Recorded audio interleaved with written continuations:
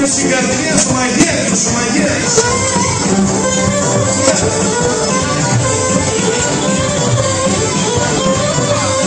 Όσους και όσους ζηλίξουν, Ποκεμόνα, παράδοξο να τσινώσεις.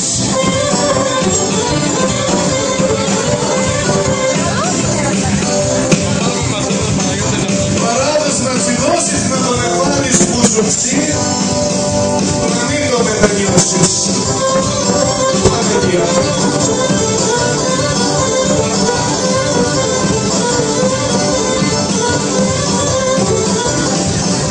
Στο αεροπλάνο λέει φίλε μου, λέει ο Πέρος, μου δώσανε 2 θέσεις.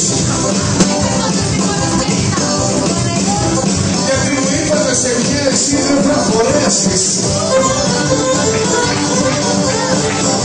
Λοιπόν, θα πιάσεις να φορέσεις το δρόμο με τις κοπελιές, να μην αρχίσεις να δεις.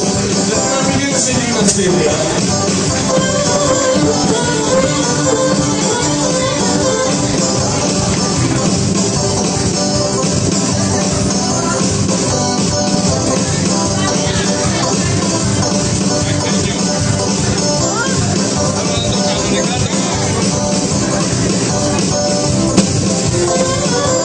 Η ομορφιά θέλω, η ομορφιά στον άνθρωπο δεν είναι η ομορφιά του.